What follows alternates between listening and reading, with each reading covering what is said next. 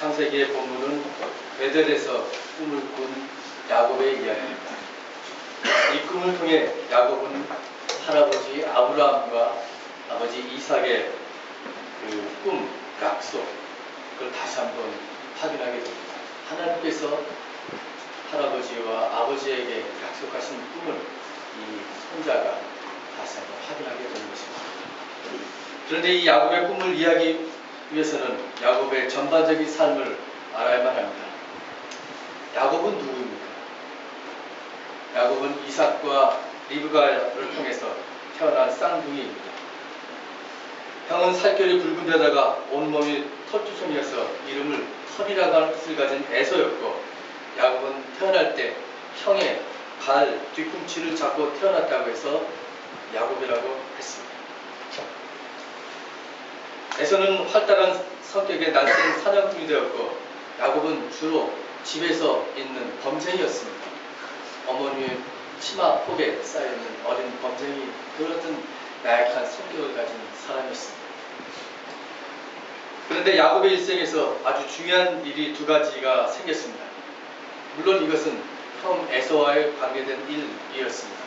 그러나 이 두 가지의 사건은 앞으로 이 야곱의 일생을 결정짓는 데 두 가지 큰 사건이었습니다. 그 첫째는 형의 장자권을 머리를 잘 굴려서 아주 합법적으로 빼앗았던 일입니다. 어느 날 에서가 사냥에서 돌아왔습니다. 배가 고팠습니다.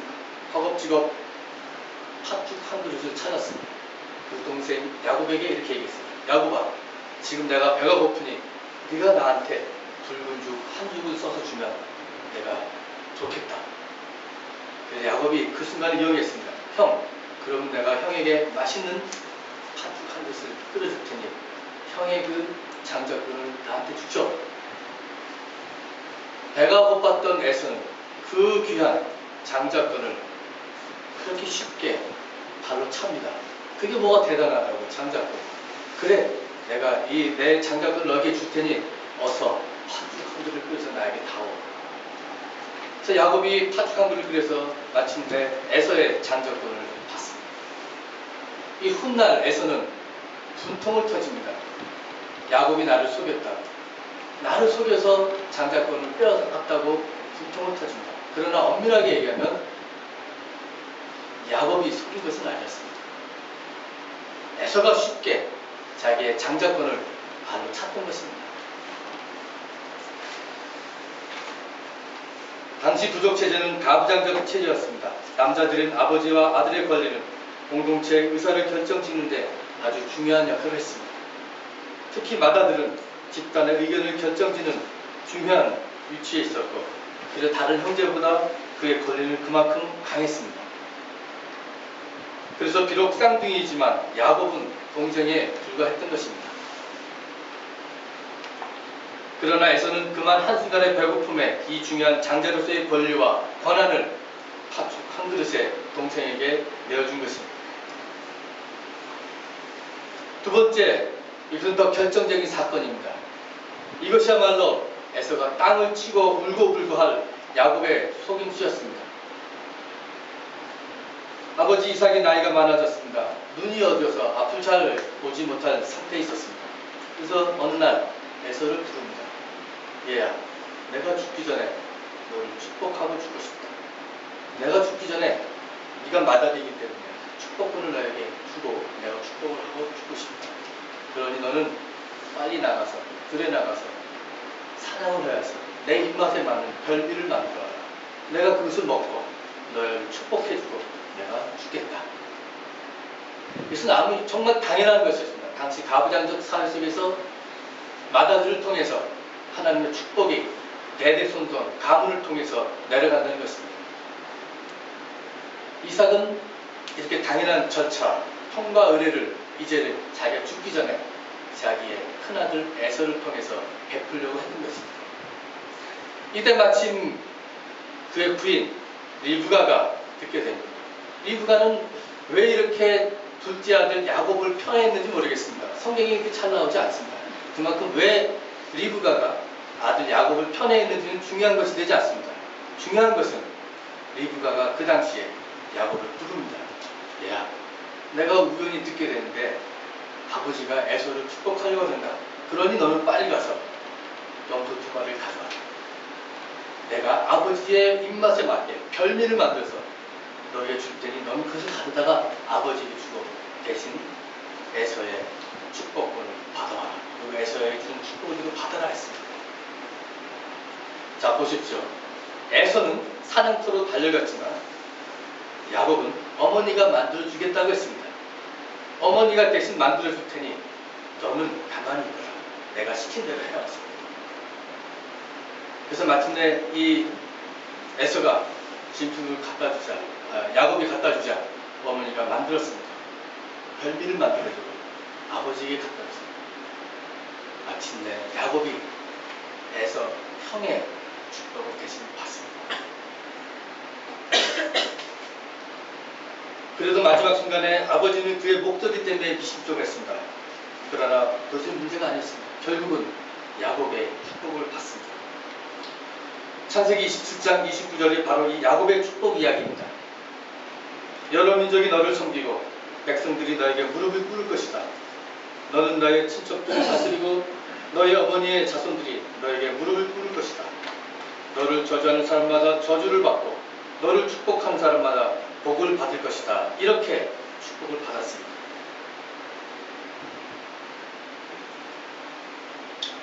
나중에 에서가 사냥을 해서 별미를 만들어서 아버지에게 축복을 받으러 갔을 때는 이미 때는 늦었습니다. 울고불고 난리를 쳐도 다시 축복을 해달라고 애원했지만 장자에게 준 축복은 한 번으로 끝나는 이상 소용이 없었습니다. 이제 야곱은 그 축복을 받았습니다. 그리고 야곱에게 정당한 축복을 빼앗긴 에서는 아버지가 죽기만을 기다립니다. 아버지가 죽으면 내 동생 야곱을 죽이겠다고 호언장담하면서 에서는 다닙니다. 이 말을 들은 리브가 어머니는 다시 작은 아들을 줍니다. 얘야, 형 에서가 저렇게 살기등등하게 너를 죽이려고 하니 너는 잠시 형 에서의 분이 풀릴 때까지 저 파란 애가 안에 있는 너의 외삼촌 라반에게 가 있거라. 그리고 내가 연락할 때 형은 분이 풀렸을 텐데 내가 연락하면 다시 오라 해서 야곱을 보내게 됩니다. 여러분, 야곱이 하란을 떠나는데 그 당분간이 얼마가 됐습니까? 20년이 됐습니다.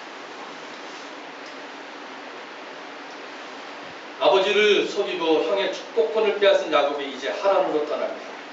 마주 떠나는 것이지 실은 하루아침에 도망자의 신세가 돼서 걸마 난설려라 하며 주랭당을 찾던 것입니다. 그는 어떤 곳에 이르게 됩니다.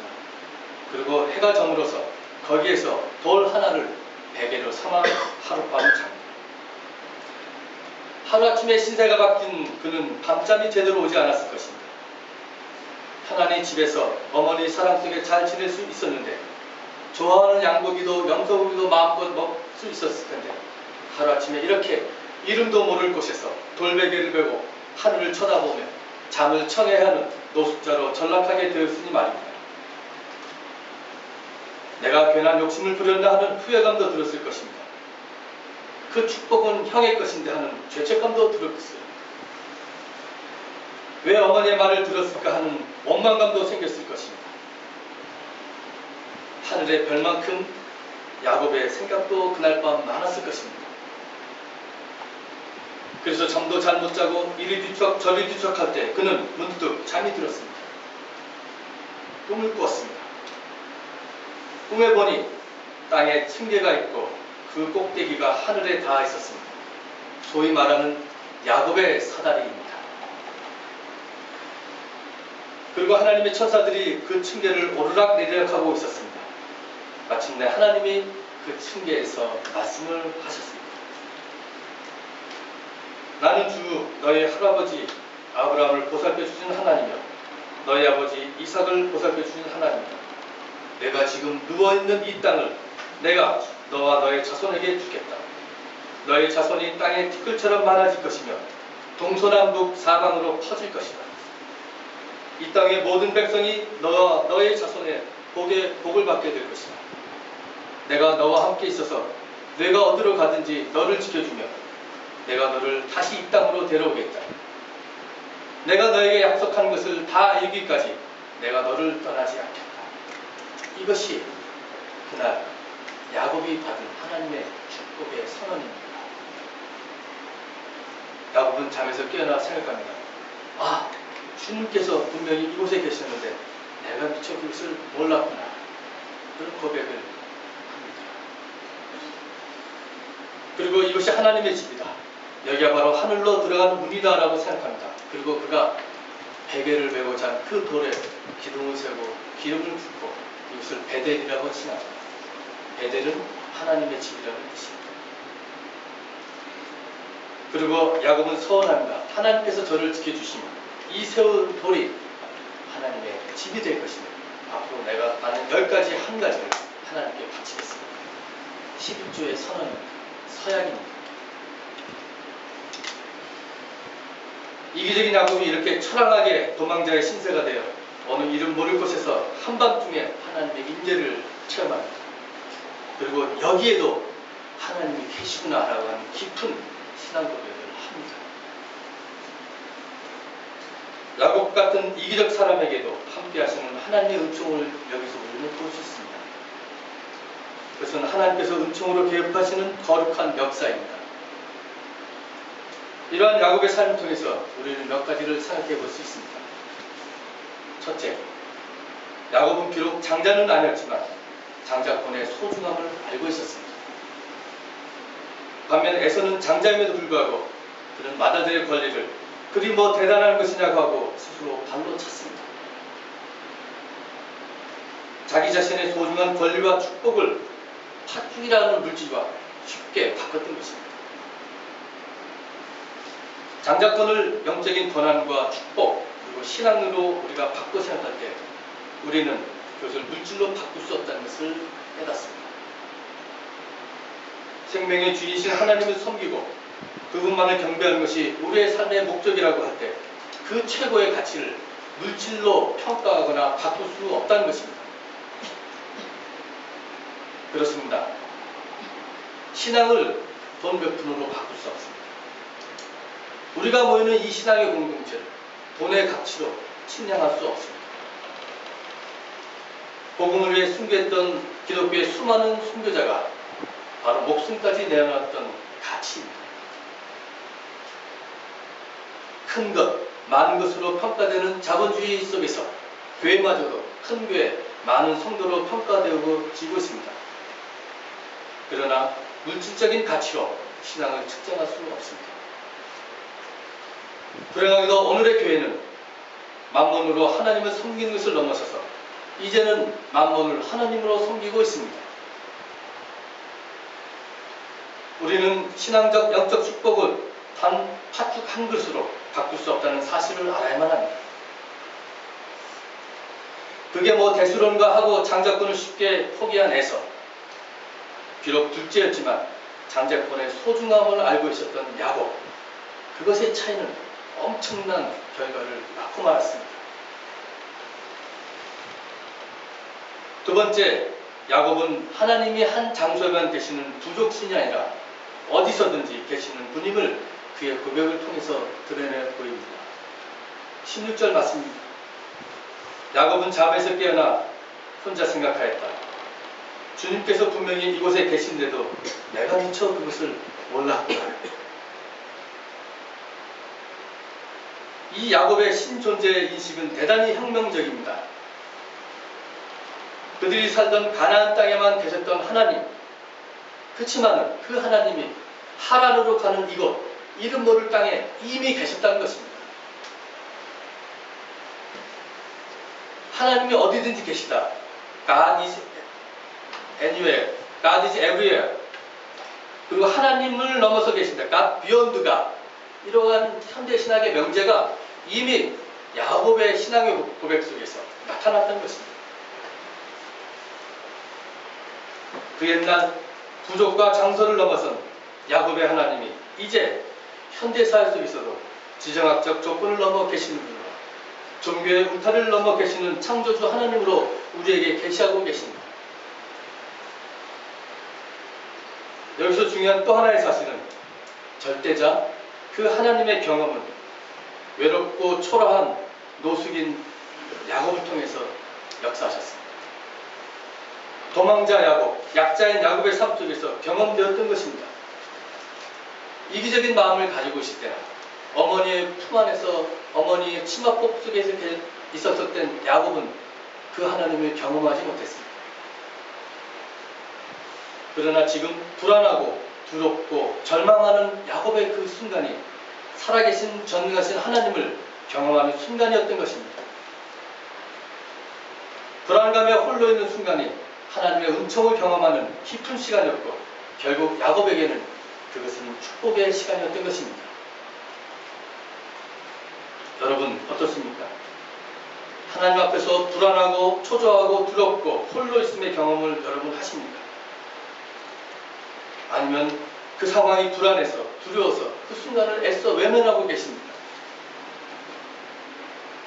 여러분 홀로 있는 여러분의 그 불안의 순간이 하나님의 존재를 경험하고 그분의 은총을 느낄 수 있는 축복의 시간입니다. 독일의 신학자 보네포는 홀로 있음과 사귐의 관계에 대해서 다음같이 말하고 있습니다. 사귐 안에 서 있을 때만 우리는 홀로 있을 수 있고 또 홀로 있을 수 있는 사람만이 사귐 안에 살 수 있다는 것은 우리는 깨닫습니다. 이 둘은 서로 떨어질 수 없습니다. 사귐 속에서만 우리는 어떻게 바로 홀로일 수 있느냐 하는 것을 배우고 홀로 있음으로만 우리는 어떻게 사귐 안에서 서 있을 수 있느냐 하는 것을 배웁니다. 나치에 저항했던 사회 정의를 위해서 투신했고 자기 목숨까지 내어버렸던 보네포 역시 홀로 있을 수 있는 사람만이 공동체 안에 있을 수 있음을 역설했습니다. 야곱은 홀로 미지의 땅에서 하나님을 체험한 것입니다. 야곱은 20년 후 다시 고향으로 돌아가는 길에도 이 하나님을 경험합니다. 20년이 지난 후 그때도 아직 형 에서의 분은 풀리지 않았습니다. 그러나 야곱은 고향이 그리웠습니다. 그래서 형을 찾아갑니다. 고향을 찾아갑니다. 두 아내와 두 여종과 11 아들을 데리고 그리고 형에게 선물을 줄 염소와 양, 낙타와 그리고 암소, 황소를 가지고 나섭니다. 그러나 야곱은 다시 불안해졌습니다. 에서가 자기를 죽이려고 이제 400명을 이끌고 떠났다는 소식을 들었습니다. 불안해졌습니다. 그의 앞날이 어떻게 될지 몰라 안절부절했습니다.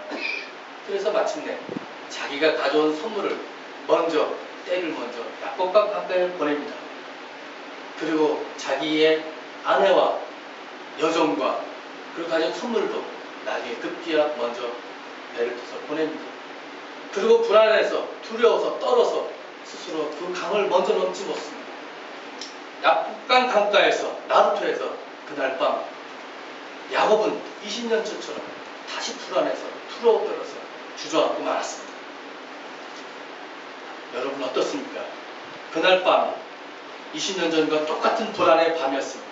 그래서 야곱은 약복강 강가에서 어느 한 사람과 밤새도록 씨름을 했습니다. 그것이 하나님이든 하나님의 천사이든 오늘 성경은 어느 사람이라고 나옵니다. 어느 사람과 함께 밤새도록 씨름을 합니다. 그러나 그 어떤 이는 도저히 이 야곱을 이길 수 없어 동이틀 무렵 이렇게 얘기했습니다. 내가 너를 이길 수 없으니 나를 제발 가게 놔둬. 야곱은 이렇게 합니다. 나에게 축복하지 않으시면 나는 당신을 놓아줄 수 없습니다. 그 옛날 에서에게 축복권을 뺏었던 그 모습과 똑같습니다.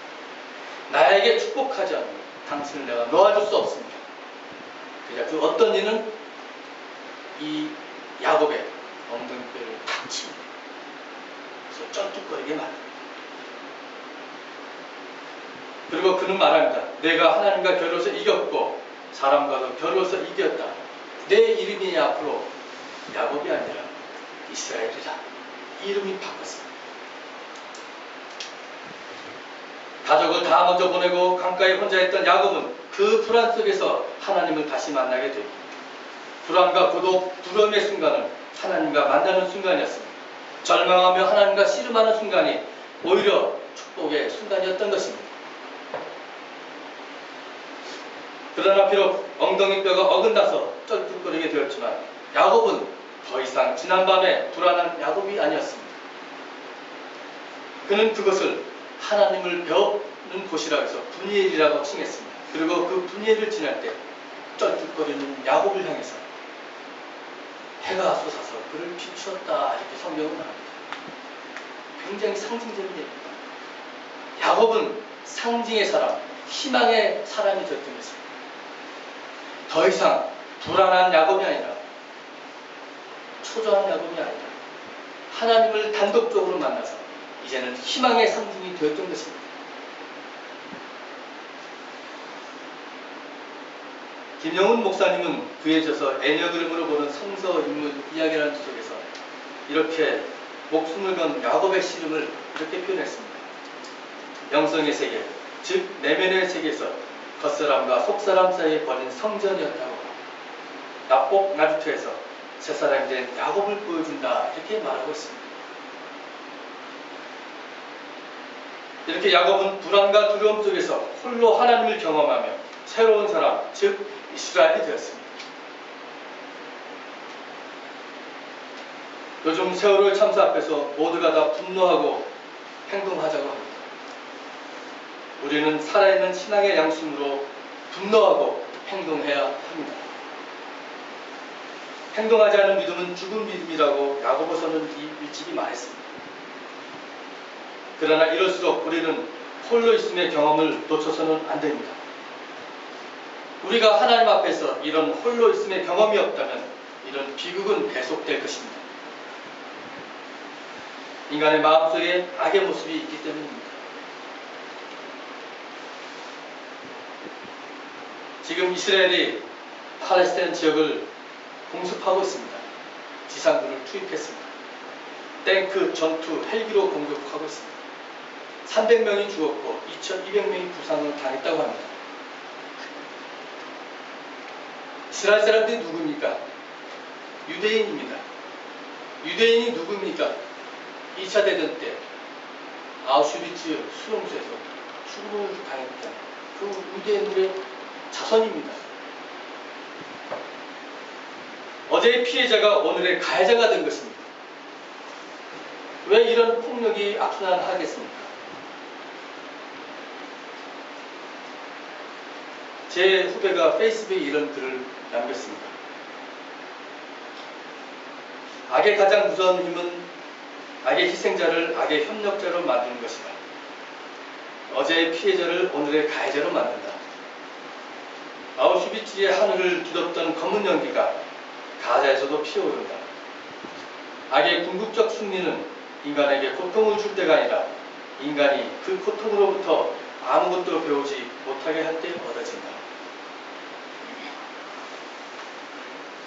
역사의 소용돌이 속에서 지금 홀로 있는 경험이야말로 새로운 하나님의 역사를 이룰 수 있는 영적이고 혁명적인 힘을 우리는 받을 수 있습니다.